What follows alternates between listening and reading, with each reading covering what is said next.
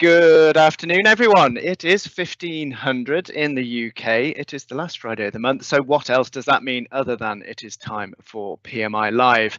It is fantastic to have you with us. I'm joined today by two of my colleagues who I will introduce shortly. For those of you who don't know me, my name is Rich Seddon. I'm CEO and partner at PMI, and I'll be facilitating today's session. And what is that session, I hear you ask? Well, hopefully you saw it on screen just now, 100 years of control charts. Dennis and Niall are going to explain why and the significance and tell the story today. But critically, we're looking at this question: what SPC can do for you today when I don't trip up. The guys are going to take us through a journey of not only the development of control charts, but bringing it up to speed today. How is it still relevant to our businesses? So on that note, we've got some polls, some exercises that we want you to take part in. We're using, those of you regular attendees at PMI Live will know that we like to move goalposts here. So we're using some new technology today for the first time with a live audience, which is some polling technology. You will need your smartphone nearby in order to take part in the poll, which is a first for us. So please do have that, as well as the usual sprinkling of QR codes for other useful resources that we will direct during the session. For those of you joining us on the live stream, it's great to have you with us on LinkedIn, Facebook, and YouTube. If you would like to jump into the live session, there's still time to register. It's pmi.co.uk/webinars, where you can still register and join the session. In order to put your questions, queries, our observations to Niall and Dennis. It's Friday afternoon. Let's keep them on their toes. They're both raring to go. So use the chat for general observations and use the Q&A button for specific questions. I'll field those as we progress through the session.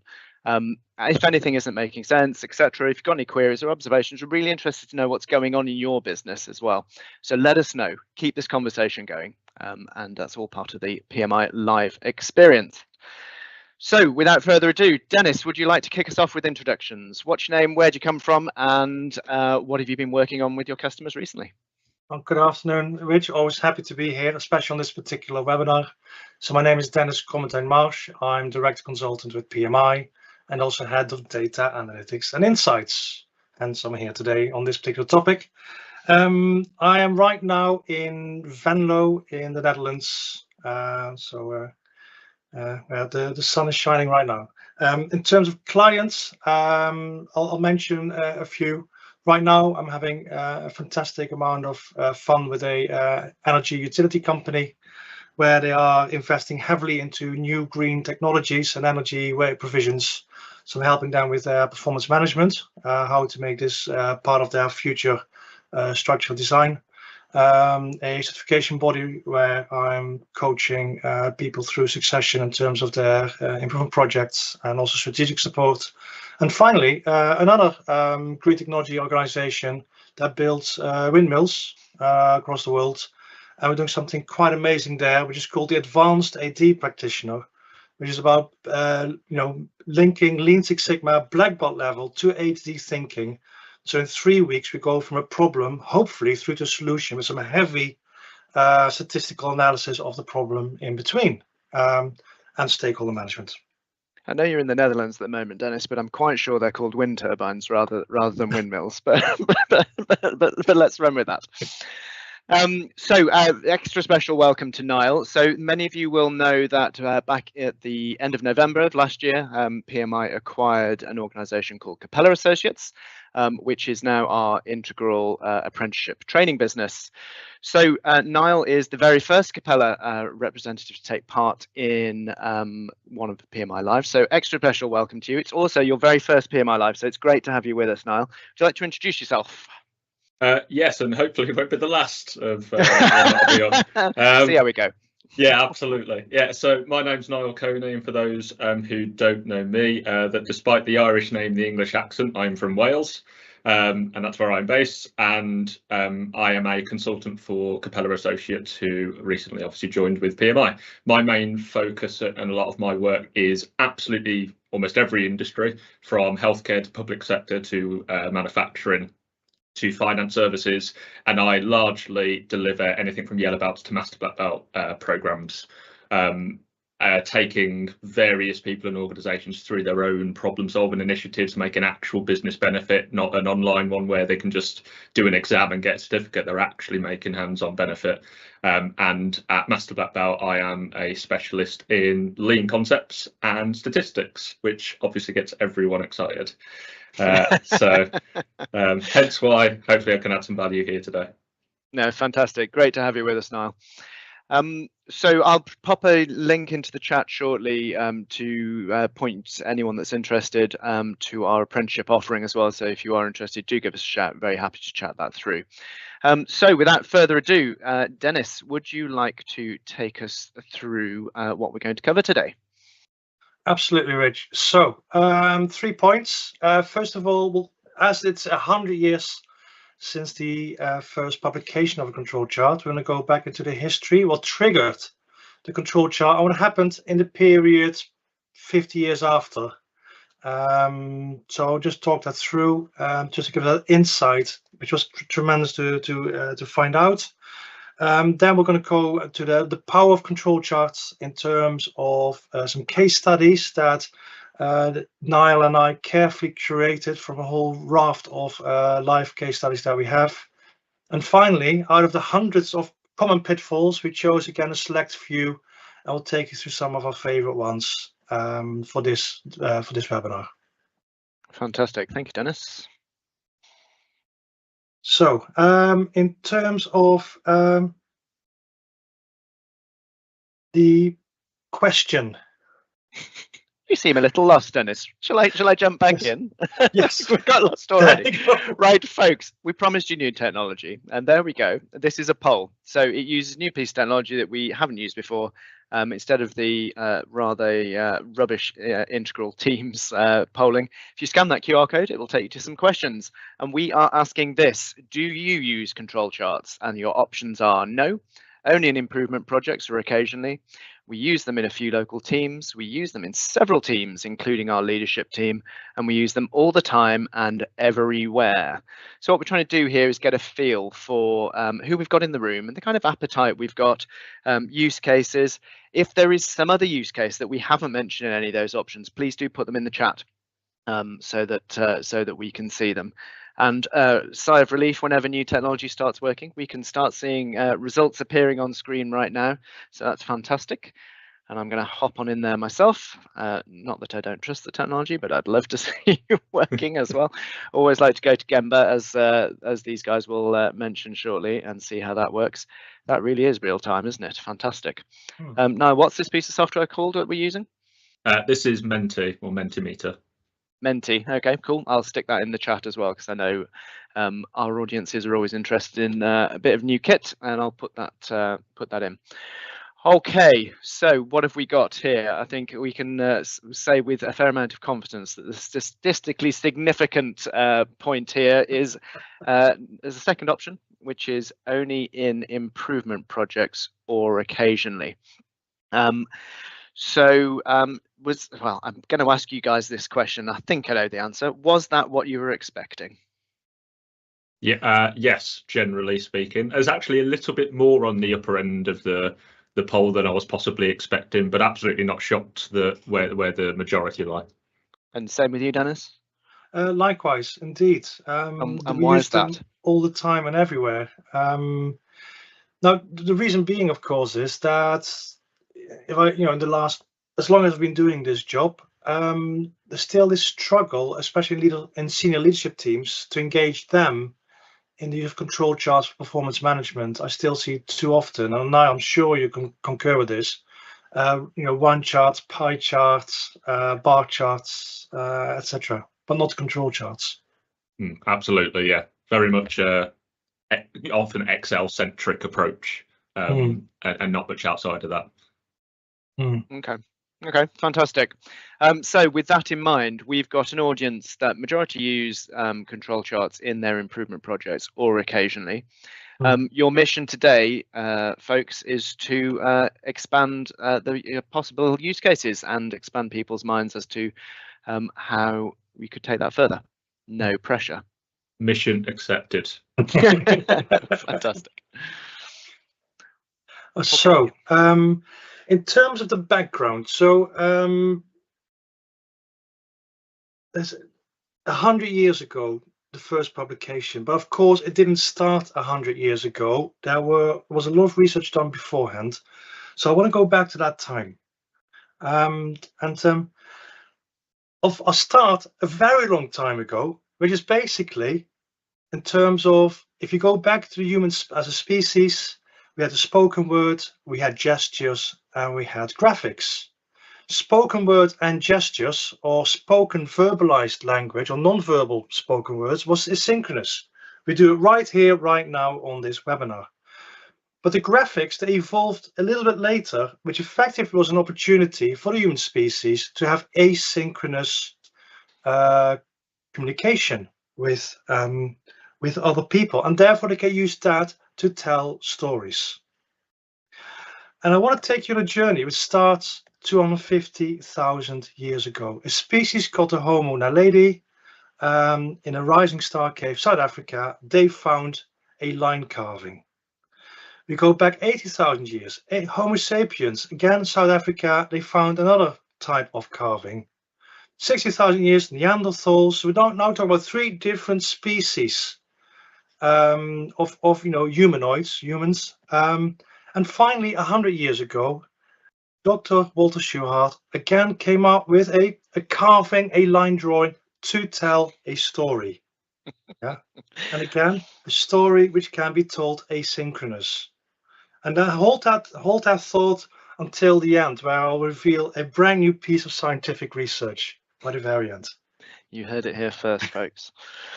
So this inspiring came from Lee and from Genevieve, who've done some really good work on this. So Walter, 3 things I'll share with you: the early years, and then what he did during his career, but also the latter end of his career. So in the early years, 1891 was born, American national. He did a BSc, MSc, and also PhD in physics at Berkeley, and then he joins Western Electric Company. At Western Electric Labs, he is a statistician, part of the quality control team, trying to understand why things work the way they work, what goes wrong, and how to make it better. Within that time, he spends a lot of time on statistical techniques, and of course, 1924 publishes the first man with a control chart, which you'll see in a minute. He writes a few books, 1931, where he describes to great length about the statistical process control chart. And he keeps also working with 2 other giants of quality management, Joseph Juran and William Edwards Deming. They also develop, of course, the PDSA cycle, which you all will love and know about. He wrote a second book in 1939. Now, then he evolves his career, and in the evolving the career, he now gets this global traction, not just in the US, but also across the world. So he visits the UK, he spends a long time in India, where he lectures, and he's a professor by that point. He's a fellow of the Royal Statistical Society, and even the ASQC has the Shewhart Award in his name. Sadly, he passes away in 1967 due to ill health after an incident. So a fantastic career, and so he's not just in the US, but also with global traction. But the question for me was, what inspired him? And so I went through lots of journals, lots of publications, and I found some theories, and here are my theories. Now, first of all, we're going to start with his PhD. So his thesis was in studying droplets, a study of the accelerated motion of small drops through a viscous medium. Of course, particulates like that, they have something called Brownian motion, random motion. So my theory is that's why I started to become cognizant of the fact that things vary by chance. There's a second trigger, which are a number of the challenges that he faced whilst he was working at Western Electric. At that time, they were using the chi-square test. But the chi-square test, and I've just put a small image there, which I'm sure you agree with me, is almost as random and varied as the picture on the left. It was complicated. It needed a lot of maths to understand how to use it, but also was telling them. So the management and the operators didn't quite understand how to best use this statistical tool to their benefit. The second point there is that quality was limited to inspecting finished goods. So there was no attempt at that time to do in-process inspection or in-process detection.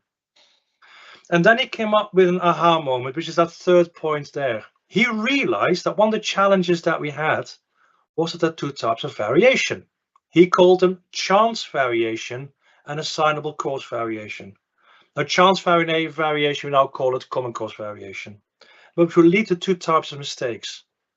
And the two types of mistakes will go on later. And this was one of his most profound insights at that point.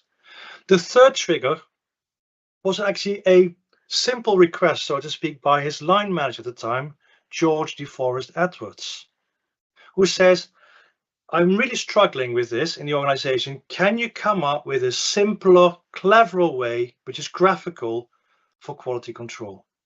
Now, out of interest, that George becomes the first president of ASQ. So in his own right, an absolute giant in terms of statistical quality.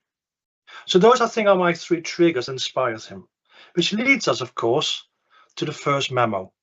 And the first memo, as you can see here highlighted, May the 16th, 1924. He writes a memo to his boss and he says, George, I think I've got an idea. I've got something here. And in that, he attaches a one-pager, which is this control chart. This is a control chart which was about percentage defective product. And then on that, there's a bunch of lines, as you will recognize, something that varies, and some additional lines. And on that additional line, he then highlights something. This point indicates trouble. A single point outside the upper limit. So 100 years ago. And of course, back to your point earlier, Richard, we still see today challenges in organizations to adopt it. So this is a seminal moment in terms of course, the birth of the control chart. And he created many control charts, attributes control charts and individuals control chart, X bar and R charts. So a lot of the basics that we still teach to this day.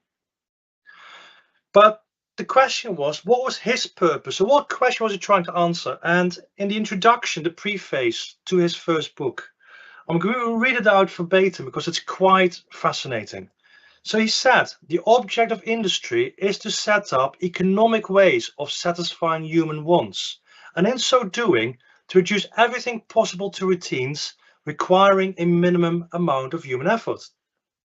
And I'm sure you'll agree with me, when you read it now, we could have been talking about AI, co-pilot, automation, the touchless back office. It's still current today, this statement. Then he proceeds with the second sentence. There's three sentences, by the way. Through the use of scientific methods, extended to take account of concepts, it has been found possible to set up limits within which result of routine efforts must lie. So he's talking about standardization, consistency, if they are to be economical. It's fantastically precise, this language, isn't it, as well? It's because, as you say, it does still work. And I think one of the reasons why it still works is because it's so precise and considered. Yeah, absolutely. And I love the fact that in this precision, he links it to the economics, the economic ways of satisfying human wants. Yeah. And then he finishes with the last sentence. Deviations in the results, so outside such limits, indicate the routine has broken down, will no longer be economical until the cause of trouble is removed. So he's directly instructing people is when you have something that is unusual, go and investigate, fix it, so we can go back to economic ways of satisfying human wants. I still find it profound to this day. It really is. So it wasn't all plain sailing. There were some limitations to the acceptance of control charts whilst he was at West Electric and Bell Labs. So I chose two photos just to give an indication of the high volume mass manufacturing. So just two screenshots that I found part of the ASQ library. So one of the challenges was in high volume manufacturing at that time, we had piecework. And therefore, it was upsetting the workers that Shewhart says, right, you must fill in the control chart because we're slowing them down. But not just that, the factory inspectors were also resisting to this method at that time. The second challenge, therefore, that came from that is if you have a signal assignment cause, something that causes trouble, you need to investigate. And because there was a lack of collaboration between the counter, statistician, etc., it therefore took away from that. So something had to change in the way the organization was run and managed, and people were rewarded to make control charts work. So what caused the transformation? And the transformation was actually a disciple from Shewhart. And this was Bonnie Small. So Bonnie was a quality professional, and for 30 years she worked at Rector Electric. And one of the key highlights of her career was the writing of this seminal book, of which I do have a copy here. Good grief. And it's so 1956. Apparently, it sold in the millions at that time. Do you carry that everywhere with you, Dennis? It has traveled around the world with me recently, yes. Because I tell you what, some of the language she uses in there to describe it is so brilliant. It's non-technical language. So one of the challenges that Shewhart had, he had a fantastic book, 300 pages, full of maths. Lots of descriptions and not coming quite to the point. It was, I think, page 280, Niall. Yeah. Where he finally said, actually, this is how you detect a point out of control. Yeah. Yeah, it was the epitome of waffle to the common man. Whereas in Bonnie's book, I think it's page 3. Yeah, or something like that says, this is how you detect an out of control point. But not just that. She also describes, therefore, is the engagement with people that makes this work. And with her committee, she had a fantastic support of a committee. She establishes the 4 Western Electric rules as we know them today. Rule number 1 is the one that Shewhart came up with, 1 point outside the mean. The impact of this was that through this plain speaking book and the guidance in there, how to go about conducting it, creating it, engaging, analyzing, thousands of control charts. I think it was 5,000 was the number was mentioned, being used in the everyday. Dennis, can I just check something on that? So that 1957, did you say? 1956, yes. 1956 book was published, so the work based obviously before that. I mean, fascinating approach there, isn't it? I mean, a getting to the point earlier, great, but the actual approach there, radical in more ways than one. I mean, pretty relevant now. Never mind to today's leadership behaviours. Never mind in 1957. Amazing, really. Yeah, it's so I urge, one of the things I want to do is we're going to set up a book group. We're going to all read this book and we're going to discuss it. Key insights and aha moments. You know, sign up here somewhere. We'll create a chat group around this, if so desired. Very good, Dennis. And interesting, just building on that point, Dennis, as well, when you talked about, you know, paid by piece and the acceptance of it, I just find it interesting, like Richard said, how common that is today in that leadership dynamic, and that I often call a confliction between asking people to do continuous improvement while simultaneously only paying them by the piece, you know, pay to hit your numbers. And that contradiction is always going to fight against the acceptance of these things, right? For sure. And we still see it carried forward, of course, Niall, today with people who are set targets and bonusable targets, etc. It conflicts with some of this in terms of behaviors. So here we had to stop. Niall and I kept going on and on and realized that purpose was celebrate Shewhart's life. So we now stopped with Bonnie, but the story does continue, of course, with William Edwards Deming, Donald Wheeler, Lloyd Nelson, and Joseph Duran. Commonly known to us apparently before the school as Duran. So one of the things that myself and Dennis wanted to then start going through was rather than just explain to you or give you the benefits of what control charts will do, is really just show you a few real life examples and case studies where you can see how obviously powerful they can be. And so we've collated quite a few here. So these are real experiences. They might use some hypothetical data at some points, but these are real situations as well.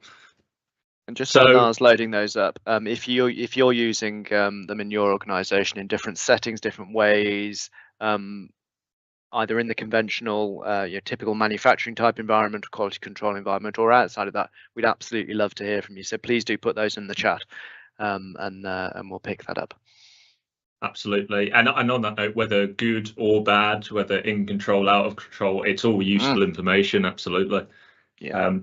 So this was a bit of an interesting one. This isn't something you can do on Menti, unfortunately, but everyone looking at this, I'd implore you to look at that graph on the right and go, right, can you see any special cause variation that we would call it, assignable cause or natural cause as well? Because effectively what this is, it's a water quality monitoring agency.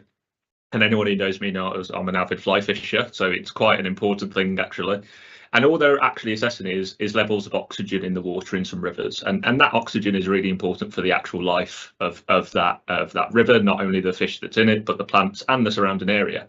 And so usually the higher the oxygen, the better that ecosystem is, and I can tell you the better the trout are when you catch them. So this data is quite simply a level of oxygen in the water over time. Now, anyone could look at that and potentially see some patterns, but if we quite simply turn that into a control chart, now a lot of people might have actually been looking at some of these high points here and going, oh, they're unusual. And actually, they're not the ones that we need to be looking at. So this is actually saying, well, those high points, they're actually within levels of parameters that could be expected. That's quite natural. However, what it did potentially flag was these couple of shifts here, which are rules that are in both Western Electric and Nelson rules.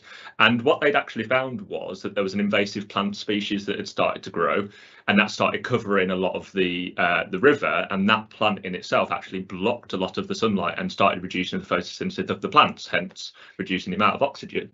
So by being able to see this early, you're able to react to it early, and then stop that invasion from becoming widespread. And need I say, only people who do go outside need to know about the issue we have with things like Japanese knotweed now, and how that very quickly explodes into something unmanageable.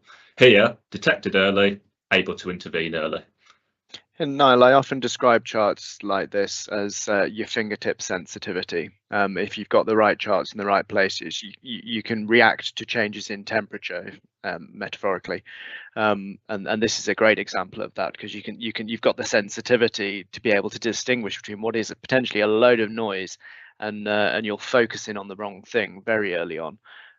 Whereas with that, with those fingertips out, this is kind of enables you to understand it much faster. Yeah, absolutely. And like Dennis was saying earlier, usually the only kind of signal you ever need to look for, usually something outside of those sigma limits, those red lines. But this is just showing an example of some of the more nuanced ones where, as you say, it just gives you something obvious that throws the problem at your face, so you can go and have a look. And as you say, it's as simple as turning it from that chart to that chart. Putting some lines on it and a couple of coloured dots, and then it does the work for you. Really, really powerful at that point. Mm-hmm. So another one then, again, another very brief one here. So this is a financed institution that were processing documents.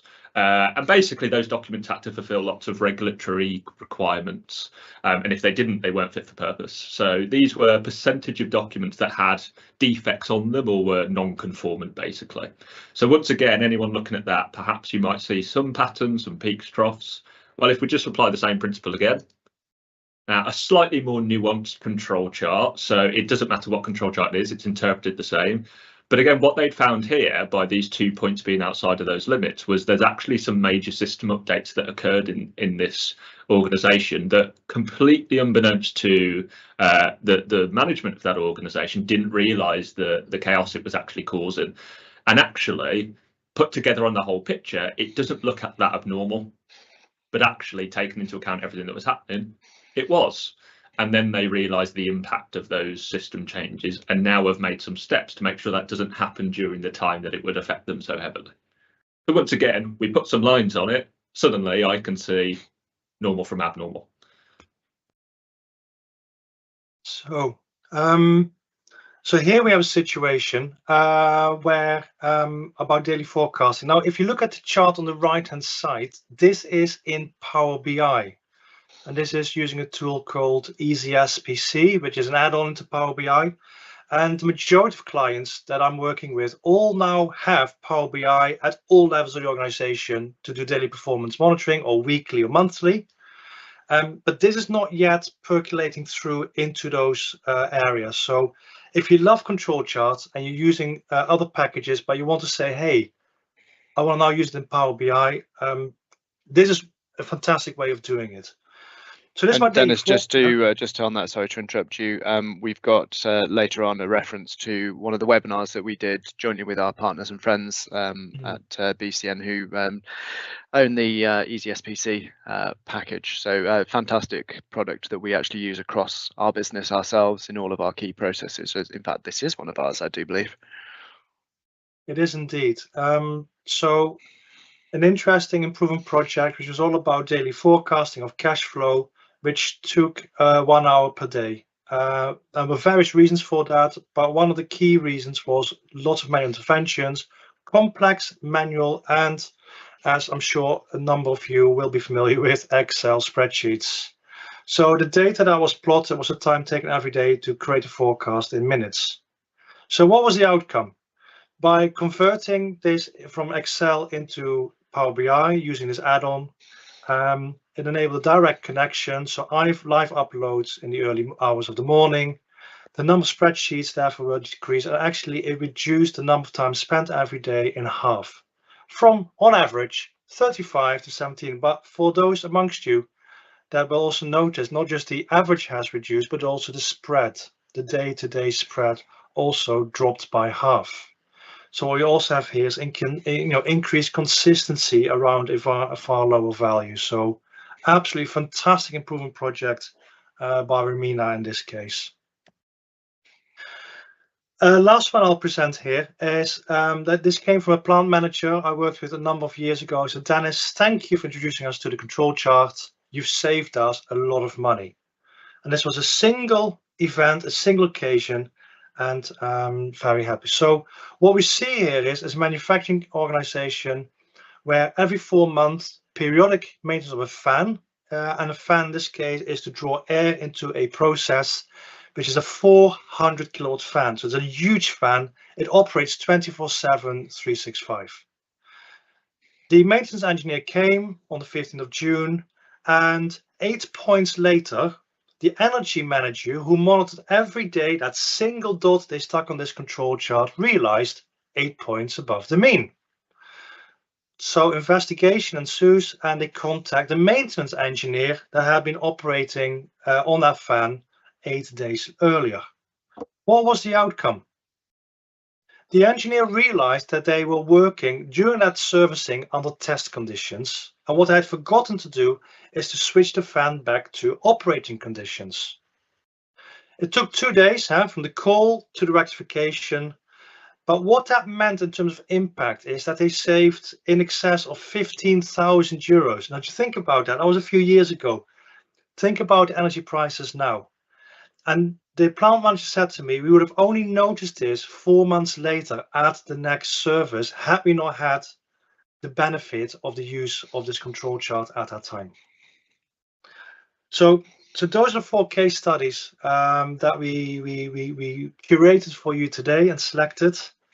We now need to filter through some common mistakes and misconceptions. Yeah, we mean some, don't we, as well? Because I know it's a Friday afternoon, but me and Dennis were just all too eager to be on this webinar for 4 hours. So building on what Dennis has gone through there in those case studies, and this really relates back to what inspired Shewhart in the first place. So it really connects up to that. So keep that in mind as we go through these. But we tried to filter down just some really common mistakes and misconceptions that we see time and time again. The more trained eye will probably know about these, but perhaps not. So hopefully we'll give you something to think about. Now, one of the absolute biggest ones that is very, very explicit to control charts is there'll be some people on here that are familiar with Western Electric rules. There'll be some people familiar with Nelson rules. Short story, they're basically the same, just with some additional bits. But in either situation, one of the big things we often see, and statistical software can often do this, is when you run a control chart, you just apply all of the special cause test, all of the rules to it. So this could be the Western Electric rules, applying all 4 of them to a control chart, or the Nelson rules using all 8 of them, whatever that might be. And this is a really big problem, because what actually happens, and there's some wonderful work by Donald Wheeler, Shewhart himself, Deming and Lloyd Nelson, who say the problem with that is you're doing what we call throwing everything at the wall, and something will stick eventually. Because basically every single time you get it to look for something extra, your error rate goes up. So if you keep saying, look for this pattern, now look for this pattern, and look for this pattern, and look for this pattern, eventually there's a pattern it's going to hit, even if it's not actually something worth responding to. You know, statistics isn't perfect. It's game of probabilities. So anyone who is watching this who has this habit of using control charts and just whacking all the rules on and then see wherever there's a red dot, maybe downplay that a bit. Just because the red dot doesn't mean you need to respond. Think about what each one does. We won't go through in detail here because there's more nuance, but some are good for if you're in a high risk environment. Some are good if you think there's a data collection issue. Some of them are good if you think something might have suddenly changed. So use the ones that help you fundamentally. Okay. And I think I'd characterize that, Niall, about being only using the tools with which you are confident in this area. And if you just wheel it back to that alone, you know, as a once upon a time trained economist, I know that all too well.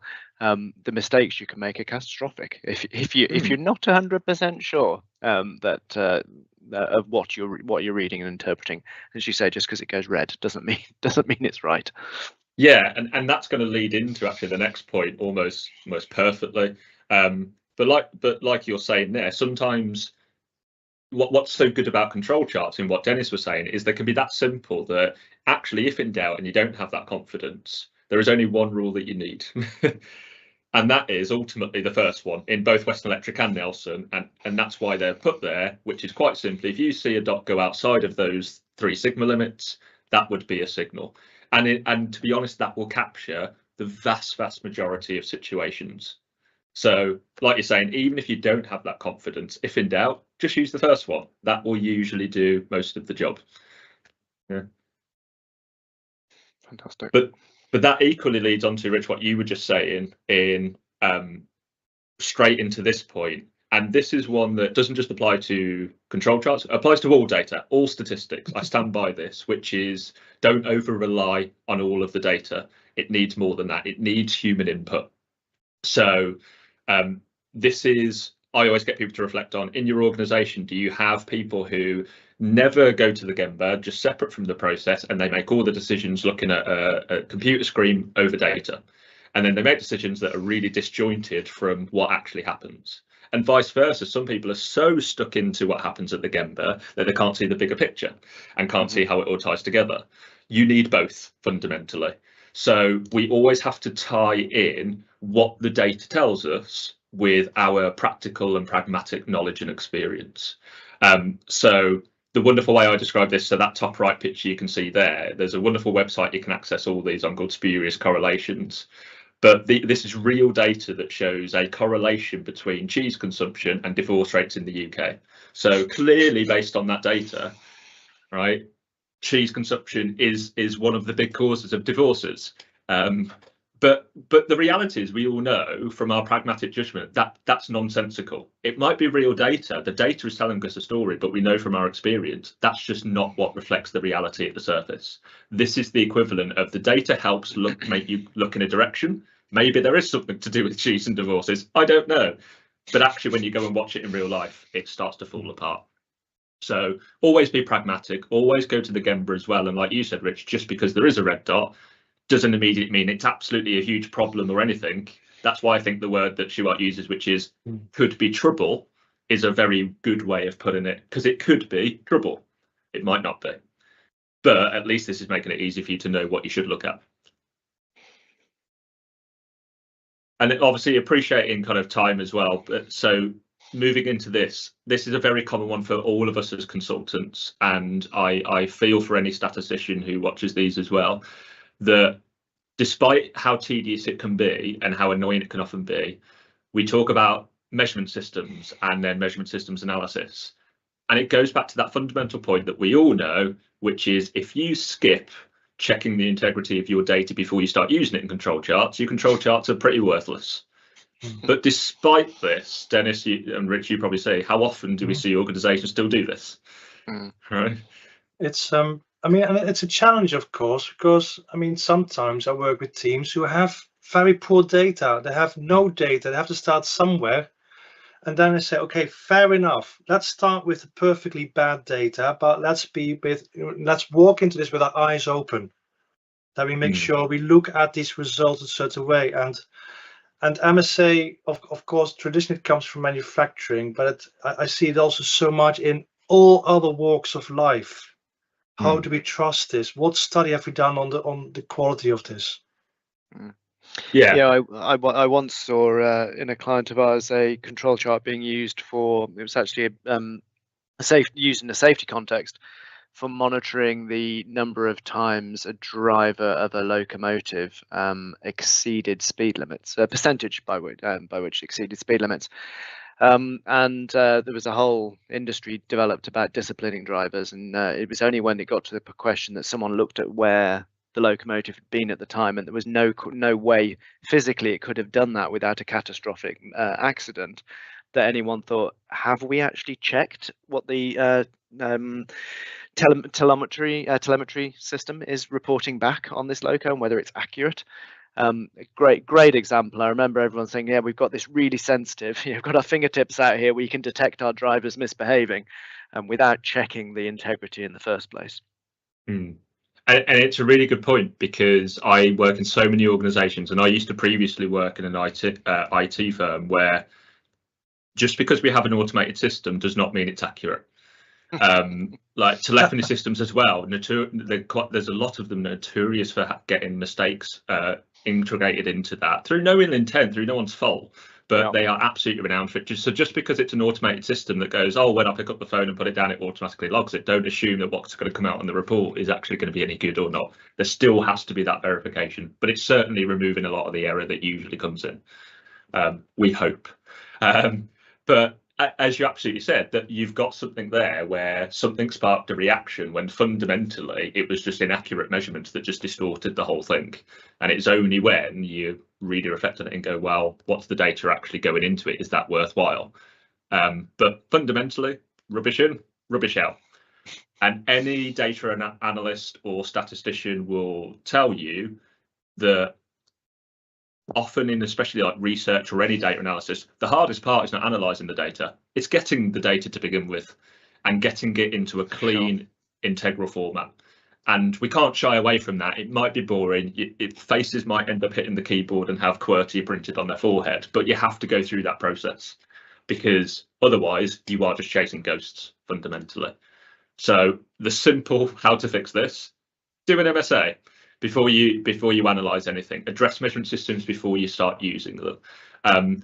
And what me and Dennis were discussing as we were building this doesn't mean necessarily what I think the traditional Lean Six Sigma world says of type 2 gauge R&R's attribute agreement assessments, but ultimately go and analyze the way that you measure stuff.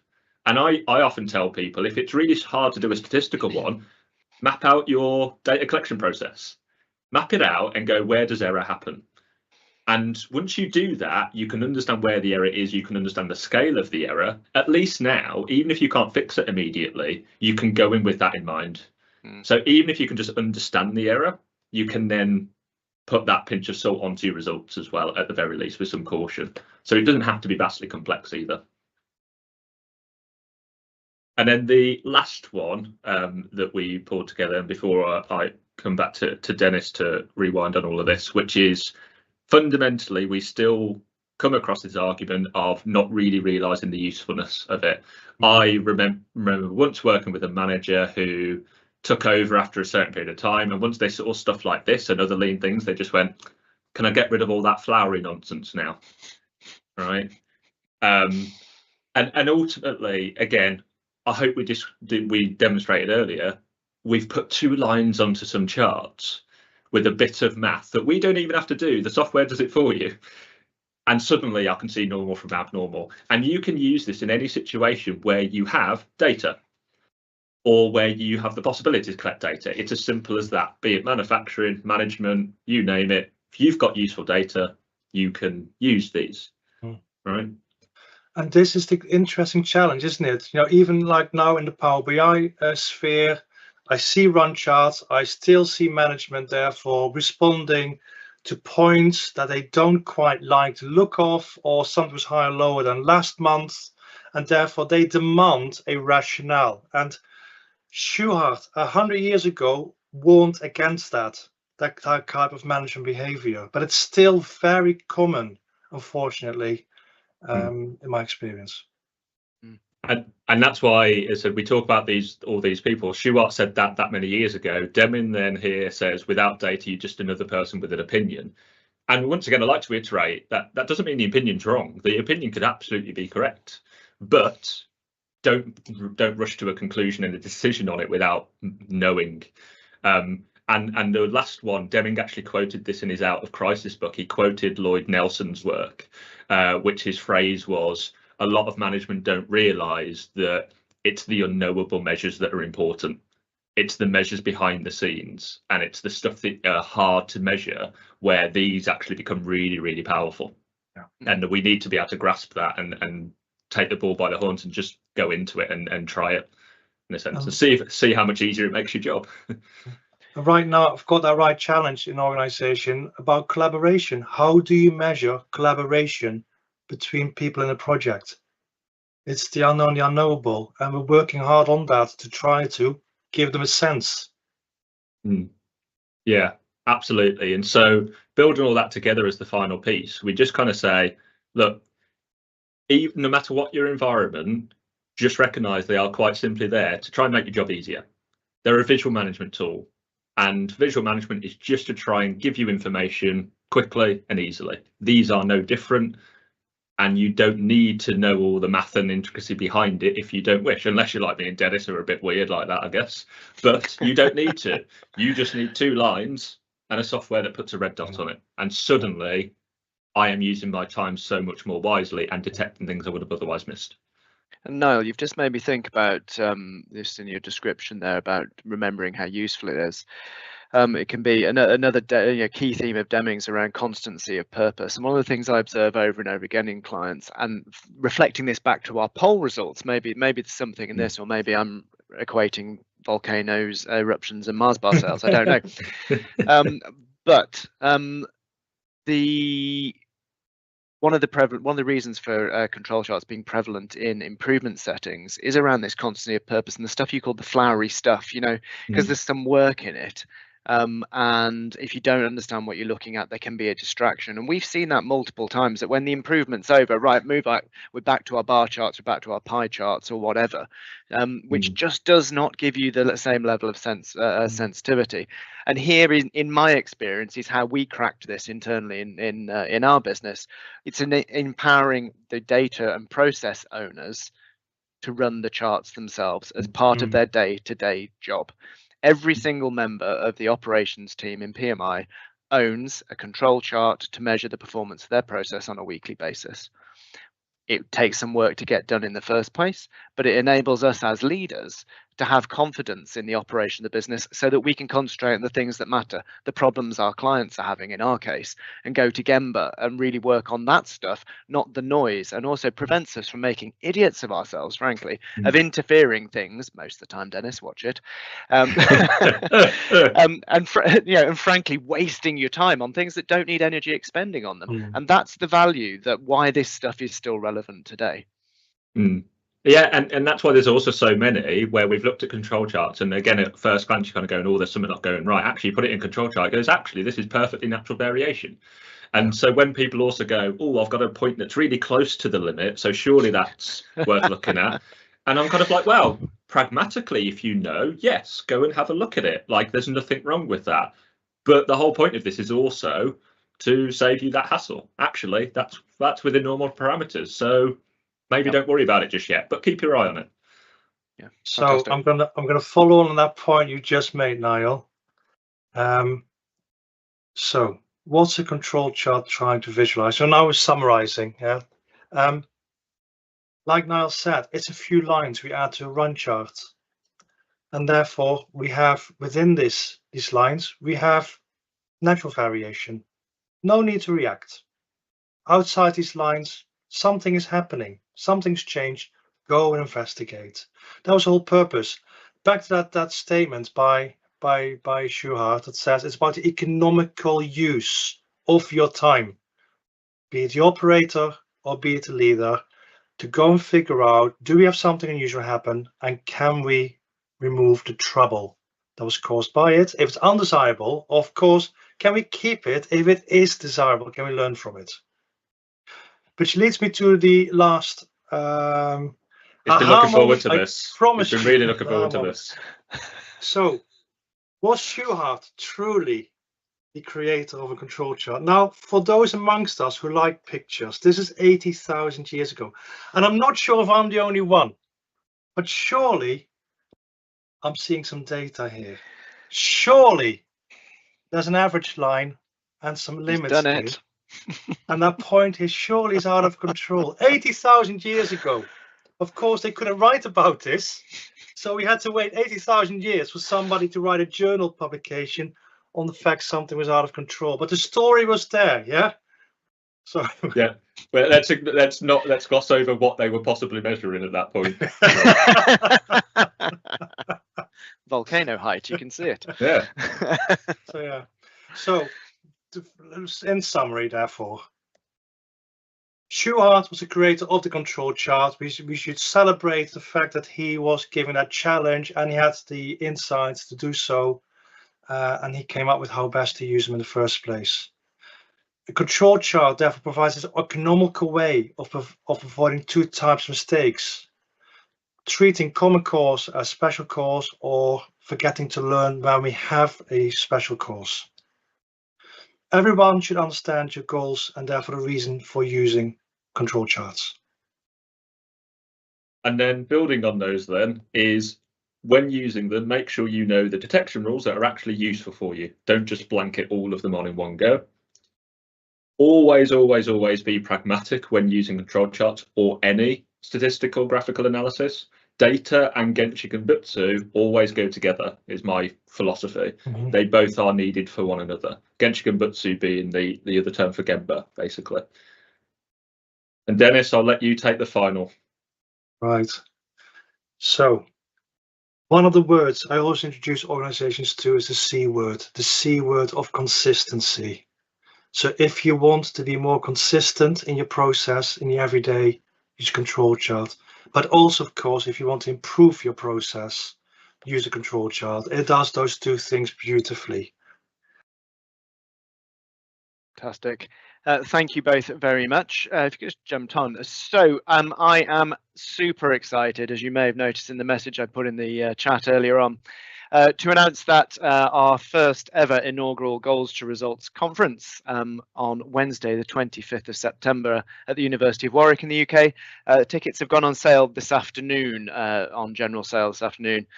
This is going to be 150 improvement professionals taking part in expert sessions. We've got case studies, we've got guest speakers, we've got a series of interactive workshops, and it's the only improvement conference by practitioners for practitioners. We would love to see you all there. Tickets are on sale now. Either go to that web address or you just scan the QR code. Fantastic, really exciting agenda. We've finalized some details on it this week. It's looking absolutely fantastic. It's one not to miss, and it's the key part of our 40th anniversary celebrations this year. Now, if you could progress to the next screen, that'd be fantastic. Next month, this is a question that has come from you, our audience. Does one size fit all in improvement, manufacturing versus service improvement? That, of course, is on the final Friday of the month, 1500 hours UK time. Register at the usual place, pmi.co.uk www.knowledgehub.co.uk/webinars. And finally, the Knowledge Hub, which you'll also find on the site if you're visiting for either of those purposes. We've got an amazing, absolute smash hit of a podcast out this month, the Leading for Business Excellence podcast with Marvin Cook, who is the outgoing Executive Vice President of Manufacturing for Europe for Toyota. One not to miss. We caught Marvin really lucky to catch him in the final weeks of his employment after 34 years ahead of retirement with Toyota, and to say he's candid is an understatement. Fantastic insights to be gained there. Do look out for that. And finally, I listened to the podcast in the car on the way here to Holland. It's spectacular. I listened on Spotify in the end. Yeah, it's on all the major podcasts. You'll find it in the Knowledge Hub, but it's on all the major podcast platforms if you search Leading for Business Excellence podcast. And finally, Dennis mentioned earlier on Easy SPC. You'll find a recording of one of the PMI live sessions actually in the Knowledge Hub too on that very subject. So just finally, I've got a couple of thanks to offer. Thanks, Niall, for joining us. It's been great to have you with us for your first time. Pleasure. You made it. Fantastic. I'd also like to thank Jamil, who's in the background, who has been manning the support desk for us and making the tech happen in the background. And finally, his colleague Neil, who 15 minutes before we went live this afternoon, we called him from holiday to support, to press the button to make it go. Thanks, Microsoft, for that. But thank you, Neil, for interrupting your holiday. It is very much appreciated. And someone's asked the question if the recording is going to be available. It will indeed. If you've registered for the webinar, you'll be sent a recording of the session, and every episode, all 101 of them, are available in the Knowledge Hub, pmi.co.uk. Final thank you to you for attending. It's our honour and privilege to run these sessions. Great to have you with us. Have a great weekend when you get to it. Thanks, everyone. Bye.